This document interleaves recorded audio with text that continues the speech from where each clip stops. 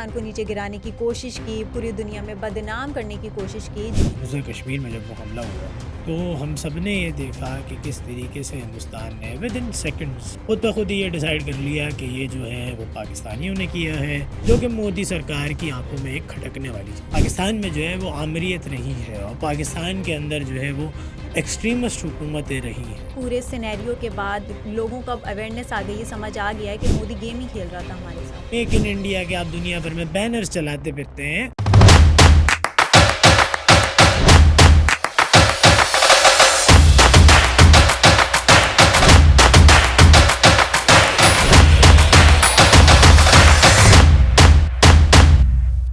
अस्सलाम वालेकुम, मेरा नाम है जुनी शेख और आप लोग देख रहे हैं बेबाक डिजिटल। मेरे साथ हैं मेरे दो जरिया। आप कैसे हैं आप? अल्लाह का शुक्र। झूठ का एक मसला होता है कि वो देर तक नहीं रहता।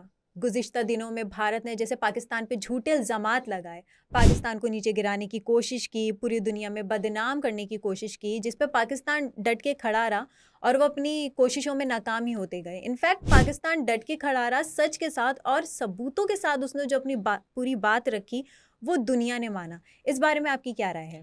बिस्मिल्लाहिर्रहमानिर्रहीम। सबसे बड़ी बात जो आपने कही कि पाकिस्तान सच और सबूतों के साथ डटा रहा, सच के साथ और सबूतों के साथ जो है वो अपनी बात को मनवाया।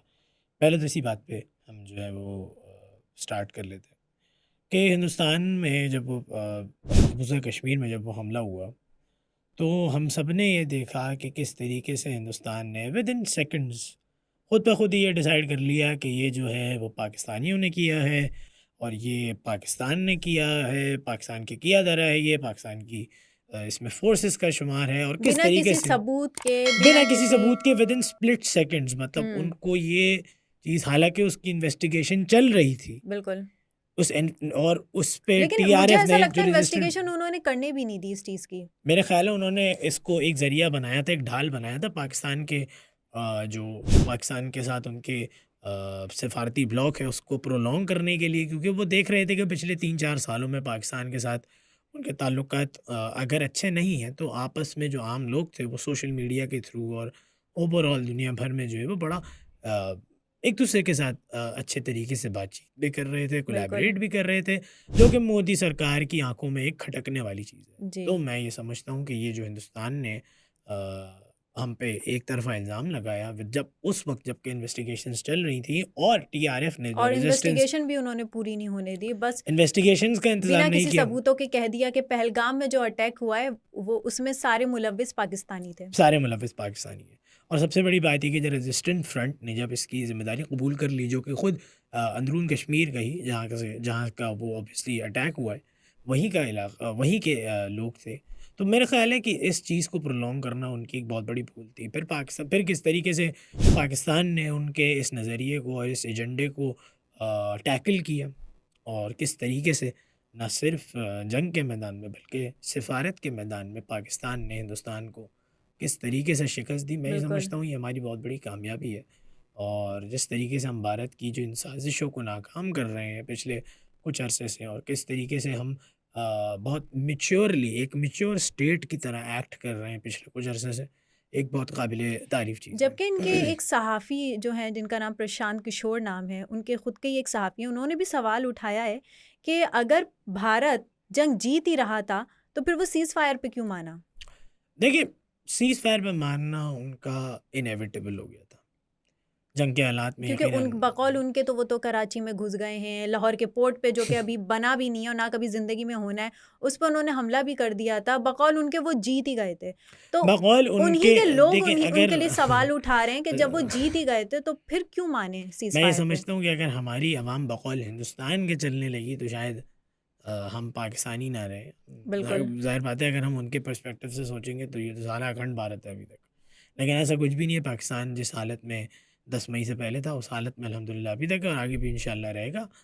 तो बात ये है कि हिंदुस्तान का जो झूठ था वो हम सब ने देख लिया और अब उनके अपने लोग, ये तो सिर्फ़ एक आपने हुँ। सहाफ़ी की मिसाल दी है, उनकी अपनी एक ही ऑपोज़िशन, सहाफ़ी की मिसाल दी है ये एक सहाफ़ी की मिसाल है और बहुत छोटी-सी और मिसाल है। काफ़ी लोगों ने सवाल उठाया है। उनके आम वो लोगों में तो ना जाने सामने कितने, भी नहीं आए। एग्ज़ैक्टली उनके आम लोगों में ना जाने कितने ऐसे लोग होंगे जो सामने नहीं आ पा रहे होंगे, मंज़र आम पे नहीं आ रहे। वो हिंदुस्तान की हुकूमत से ये सवाल कर रहे हैं कि जब जंग हो रही थी और आप इतना ही फ़ोरफ्रंट पे थे, इतना ही जीत रहे थे आप, तो सीज़ फायर की क्या ज़रूरत थी? बिल्कुल, और इतने उनके अपोज़िशन में ऐसे लोग हैं जिनका मोदी हुकूमत से और मोदी हुकूमत के तमाम सेटअप से, तमाम लोगों से ट्रस्ट बिल्कुल उठ गया है, क्योंकि उन्होंने इस हद तक झूठ बोला कि अब उनके लोग भी they are not buying that. They are not buying into that idea कि पाकिस्तान के पोर्ट में घुस गए, और झूठ भी वज़ीर-ए-आज़म को ऐसा गिरफ्तार कि कर जो लिया। हज़म होने को तैयार ही नहीं है। वही बात है ना, वज़ीर-ए-आज़म को गिरफ्तार कर लिया। वो वज़ीर-ए-आज़म है, कोई चलता-फिरता आम आदमी नहीं है। किसी भी बिल्कुल। मुल्क के वज़ीर-ए-आज़म की कोई एक रिस्पेक्ट होती है, तो उसका एक इतनी बाउंड्री होती है। बेवकूफ़ाना हरकतें जो गुज़िश्ता दिनों में ये कर चुके हैं, क्या इतना बड़ा मुल्क चला रहे हैं मोदी जी, उनको क्या इतनी अकल नहीं है, कितनी बेवकूफ़ियाँ जो अपने सहाफ़ियों से वो कराते रहे और वो करते रहे उनके कहने पे, मतलब उनको अपनी सेल्फ़ रिस्पेक्ट का भी कोई ख़्याल नहीं रहा। वो बद मोदी जी तो बदनाम होते रहे, उनको जो सहाफ़ी भी जो बदनाम होते रहे हैं और पूरी दुनिया में जो उनकी थू-थू हुई है, तो आपको लगता है आगे चल के उनको कभी आगे भी और काम मिलेगा एज़ अ सहाफ़ी? सहाफ़ी जब वो उस वक़्त सहाफ़ी हैं जब तक कि मोदी साहब हैं हुकूमत में। और जहाँ तक बात रही मोदी साहब की, मोदी साहब का तो देखें आपको, और आपको क्या, अब तो पूरी दुनिया को ही पता है कि क्या उनका एक एजेंडा कि है कि लोग प तो अब मतलब सहाफ़ियों की बात पे यकीन कर लेते थे। अब वही सहाफ़ी जब दोबारा किसी और खबर को ये लेकर मैं आएँगे, लोग यकीन ही ये नहीं जो आपने करेंगे। बात करी है कि लोग सहाफ़ी की बातों पे यकीन कर लेते थे, ये बहुत बड़ा यूनिवर्सल ट्रुथ है। और मैं इंडियन मीडिया को, सोशल मीडिया के थ्रू, और इंडियन यूट्यूबर्स जो हैं, जो कि पढ़े लिखे हैं, जो कि इस मामले में बहुत न्यूट्रल होके जवाब देते हैं। बिल्कुल, तो मैं ये समझता हूँ कि वो बड़ा सीरियसली जो है वो इस चीज़ को काउंटर करने की कोशिश करते हैं अपने मीडिया में। हालाँकि वो इस चीज़ को तो ज़रूर बाय करते हैं कि पहलगाम में जो किया पाकिस्तान ने किया। लेकिन बहरहाल उनकी जो अच्छी चीज़ है वो ये है कि वो हिंदुस्तान की हुकूमत के ख़िलाफ़, हिंदुस्तान में जो ये नार्सिसिस्ट हुकूमत चल रही है उसके ख़िलाफ़ जो है वो बहुत खुल के बोलते हैं। तो आपको लगता है इन सब पूरे सिनेरियो के बाद लोगों को अब अवेयरनेस आ गई है, समझ आ गया है कि मोदी गेम ही खेल रहा था हमारे साथ और आगे चल के उनके वोट भी जो अब जो मैं टू बी होने वेरी वाले ऑनेस्ट विद यू, ख़त्म ही हो जाएँगे। ये पढ़े लिखे अवाम जो है ना, वो तो ज़ाहिर बात है समझ गई कि क्या हुआ है उनके साथ। लेकिन वो वहाँ जो एक बहुत बड़ी तादाद हिंदू एक्सट्रीमिस्ट की है, जो कोशिशों में लगे हुए हैं कि मोदी फिर से आ जाए। तो अब आपको लगता है आगे चल के वो फिर से आएँगे? अगर हिंदुस्तान में अक़ल हुई तो नहीं आएँगे। और अगर वो आ गए तो उसका मतलब पूरा हिंदुस्तान ही बेवकूफ़ है। बिल्कुल। देखिए ये तो 2 और 2 4 की तरह सीधी-सीधी सी बात है ना कि अगर हिंदुस्तान के लोग इतने बाशऊर हैं, फिर भी वो 10 साल तक जो है वो मोदी साहब को इलेक्ट कर रहे हैं बार-बार, और बिल्कुल, उनका क्लेम तो ये है कि वो दुनिया की सबसे बड़ी डेमोक्रेसी है। तो दुनिया की सबसे बड़ी डेमोक्रेसी का प्रोडक्ट अगर मोदी है, तो भाई फिर हम आधी डेमोक्रेसी, आधी अमरीत, और ऐसा जो हमारी हिस्ट्री रही है हम वैसे ठीक है। बिल्कुल। क्योंकि देखिए अगर तो अवाम की सिलेक्शन ये है, तो फिर तो इससे बेहतर उनकी वो चॉइस अगर ये है, तो फिर तो उनका बहुत कोई सारे नहीं लोग, हम आगे कोई मैं पुरसान आपको हाल एक नहीं। बड़ा एक हिस्टोरिकल फैक्ट बताता हूँ। बहुत सारे हिंदुस्तानी हमारे जो सहाफ़ी लोग हैं, सहाफ़ी भाई-बहन हैं, वो इस बात को बड़ा ओपनली क्रिटिसाइज़ करते हैं कि हिंदुस्तान में जो है वो, पाकिस्तान में जो है वो आमरीत रही है, और पाकिस्तान के अंदर जो है वो एक्सट्रीमिस्ट हुकूमतें रही हैं। एक बात याद रखिएगा कि एक्सट्रीमिस्ट हुकूमतें कभी भी by the choice of the people नहीं आई। तो फैक्ट ये है कि पाकिस्तान ने कभी भी किसी भी एक्सट्रीमिस्ट पार्टी को खुद इलेक्ट नहीं किया किसी भी इलेक्शन में। हमारे इलेक्शन में तारीख है कि जो भी पार्टी जीती है वो हमेशा liberal, right wing, left wing, किसी न किसी विंग से उसका ताल्लुक होता है। मतलब हमारी आवाम में ये शऊर है। हमारी आवाम में इतना शऊर मैं समझता हूँ है। हमारे यहाँ वोटर टर्नआउट नहीं होता, वो अलग बात है, वो अलग डिबेट है। हमारे यहाँ बहुत सारे लोग पढ़े लिखे नहीं है, वो अलग बात है, वो अलग डिबेट है। लेकिन लेकिन इतना हमारे शऊर रखते लोगों हैं। में इतना शऊर ज़रूर है, ज़रूर बिन ज़रूर है कि हमें अगर पता है कि एक इंसान वज़ीर आज़म की कुर्सी पे बैठ के अक़लियतों का कत्लेआम करेगा, और सिर्फ़ मुसलमानों की इज़्ज़त होगी, हिंदू की कोई इज़्ज़त नहीं होगी। यहूदी या कोई ईसाई अगर इस मुल्क में है, यहूदी तो ख़ैर अब यहाँ नहीं है, बिल्कुल। लेकिन अगर किसी ईसाई की इज़्ज़त होगी तो उसको मसला होगा। या कोई और मज़ाहिब के लोग जो यहाँ पे रहते हैं, सिख का तो गुरुद्वारा भी है बड़ा यहाँ पे, जी। जैसे कि उनके लिए, जैसे हमारे लिए मक्का और और मदीना उस है। गुरुद्वारे को तो फिर से ओपन कराया गया बिल्कुल था ओपन इंडियंस कराया के गया था। लिए। पाकिस्तान में तो इतनी इजाज़त है आपको कि जी, आप इंडिया का वीज़ा, वैलिड वीज़ा लें, करतारपुर कॉरिडोर से आएँ बिल्कुल। और अपनी ज़ियारत करें और वापस चले लेकिन अब जाएँ। तो उनको वो वीज़ा भी नहीं मिल रहा है। बहरहाल वो जो भी मामला है कि अगर वो वीज़ा नहीं भी मिल रहा उनको अभी, तो अब से पहले तक तो मिल रहा था। जी, तो कहने का मकसद ये है कि हमारे मुल्क में अल्हम्दुलिल्लाह इतना शऊर आज भी है कि हम किसी भी एक्सट्रीमिस्ट को, किसी बुचर को, किसी कातिल को वज़ीर आज़म नहीं बनाते। अपनी चॉइस से तो कम नहीं बनाते। अपनी चॉइस है, कोई इक़्तिदार में आ जाए ज़बरदस्ती वो एक बात तो अलग बात। मोदी जी भी जो आ रहे हैं बार-बार अपने वो इक़्तिदार तो में, इंडिया की चॉइस से आ रहे हैं ना। आप देखें इंडिया में कितनी बड़ी हो आवाम है सकता जो है वो उनकी वहाँ पे सपोर्टर भी है। कोई प्रोपेगेंडा खेल रहे हों कि उन्हीं के लोग ही उनको वोट दे रहे हों और मैं बाकी बिल्कुल ऐसा होगा, की जो ऐसा होगा। पार्टियां हैं वो वोट ही नहीं देखें दे रही हों। सुनहरे ख्वाब दिखाने का कोई टैक्स नहीं होता। अभी किसी हुकूमत है तो 10 साल से वो ख्वाब दिखा रहे हैं, तो इतनी तो कोई मैं यही बड़ी आपसे कह रहा हूँ कि प्रोग्रेस जो नहीं आई, उनकी अभी पढ़ी भी लिखी अक्ल आवाम, नहीं आई। वो पढ़ी लिखी आवाम जो उनकी है वो इस बात को समझ गई है। लेकिन मसला ये है कि वहाँ पे अक्सरियत है, हमारे बहुत अफसोस के साथ मुझे कहना पड़ रहा है, अक्सरियत ऐसे लोग ही है जो कि जाहिल झपट है, जिनको बस एक ख्वाब दिखा दिया जाए तो उसी ख्वाब को सारी ज़िंदगी बाय करते रहते हैं, उसी ख्वाब के आसरे पे सारी ज़िंदगी जीते रहते हैं। इमेजिनेशन दुनिया में वो रहते हैं, बिल्कुल वो बिल्कुल सही दिमाग में वर्ड उनका है कोई एक हीरो बना हुआ है और वो कि हीरो मोदी आएगा मोदी और सब है। ठीक हो जाएगा। ऐसा कुछ भी नहीं है। हम मोदी सबको आया तो सब कुछ बिगाड़ के चला गया। मोदी आया तो सिर्फ सब कुछ मोदी बिगाड़, का नाम नहीं, पूरे हिंदुस्तान का ही नाम पूरे बदनाम हो हिंदुस्तान गया। का नाम बिगड़ गया। आप सोचें कि किसी दौर में हिंदुस्तान की जो एक लॉबी थी और जो हिंदुस्तान की ग्लोबली जितनी बिल्कुल उनकी बात मानी जाती थी, उनके मैग्नीट्यूड की वजह से, उनकी साइज़ की वजह से, उनकी इकोनॉमी की वजह से, उनकी ब्यूरोक्रेसी की वजह से, वो सबके सामने था। अब आप देखते हैं कि हिंदुस्तान किस तरीके से अपने डाउनफॉल की तरफ आ रहा है। जयशंकर, जिसका हमने कुछ अर्सा पहले जिक्र किया था, जयशंकर जैसा आदमी जिसको रील्स और शॉर्ट्स की दुनिया में तो दुनिया का सबसे बेहतरीन फॉरेन मिनिस्टर कहा जाता है, लेकिन हकीकत ये है कि जंग के टाइम पे जब आपके मुल्क पे मुसीबत आई तो कोई नहीं आपके साथ खड़ा हुआ, बिल्कुल क्योंकि आप किसी से सीधे मुंह बात ही नहीं करते।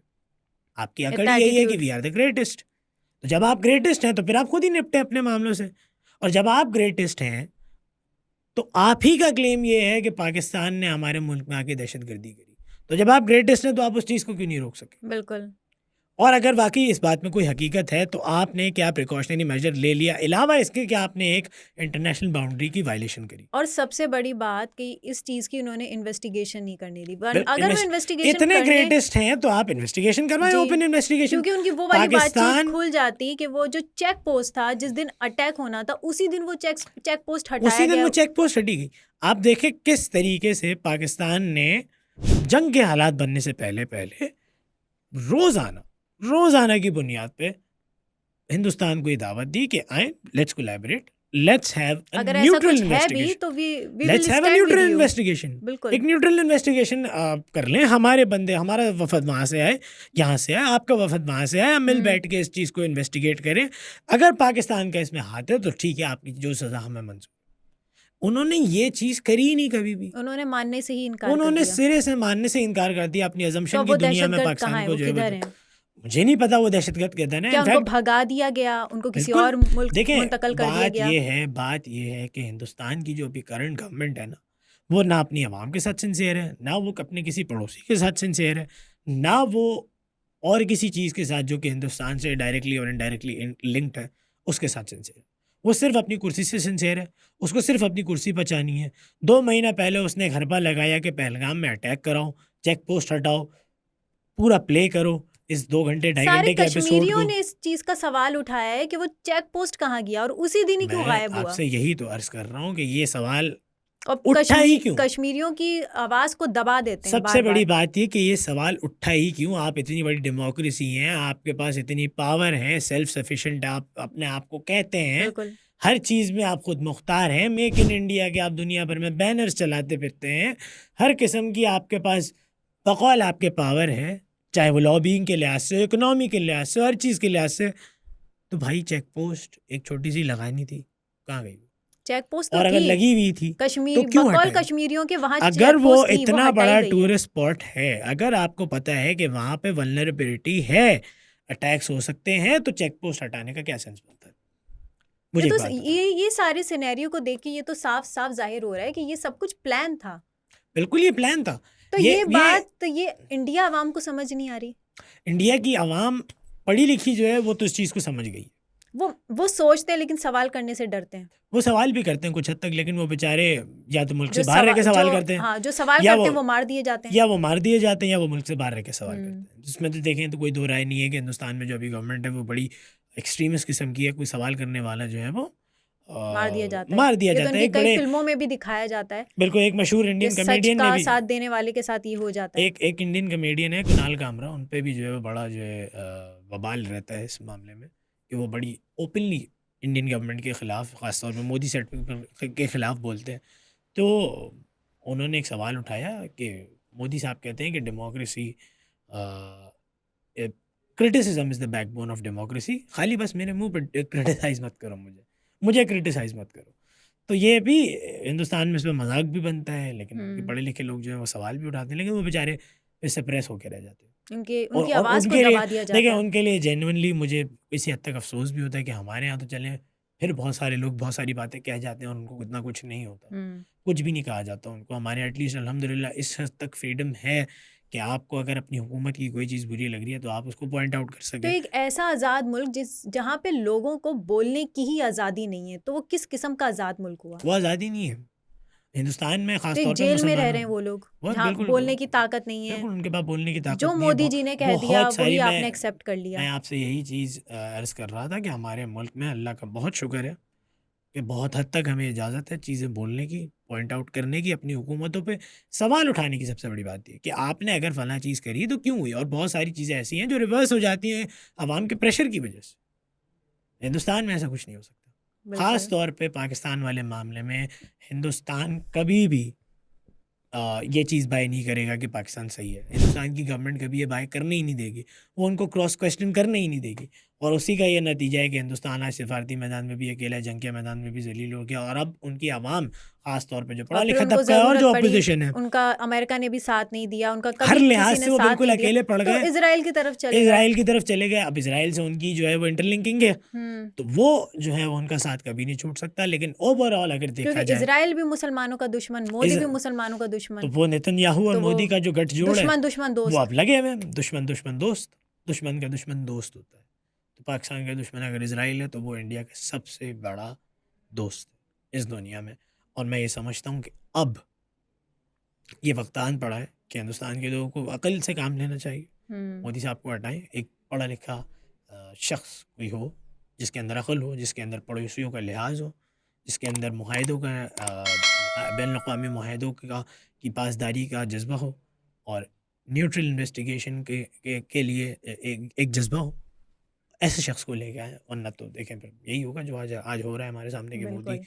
जो है बिल्कुल स्टेटमेंट की तरफ जा रहे हैं। और हालांकि अभी भी इतनी जलालत करने के बाद भी Pakistan being a mature state उनसे डायलॉग की तरफ बात कर रहा है। मैं समझता हूँ ये पाकिस्तान स्टेट की तरफ से बहुत मैच्योर चीज़ है कि अगर वो डायलॉग्स की तरफ जाना चाह रहे हैं, लेकिन दूसरा स्टेट जो है वो on the other hand obviously is not buying that stuff. तो अब हम इसमें कुछ कर नहीं सकते, ये हमारी बदकिस्मती है ऐसा ही है। कि हम अपने पड़ोसी चुन नहीं सके अच्छे। तो ये था आज का हमारा पॉडकास्ट। मिलते हैं आपसे नेक्स्ट एपिसोड में किसी नए टॉपिक के साथ। तब तक के लिए अल्लाह हाफ़िज़।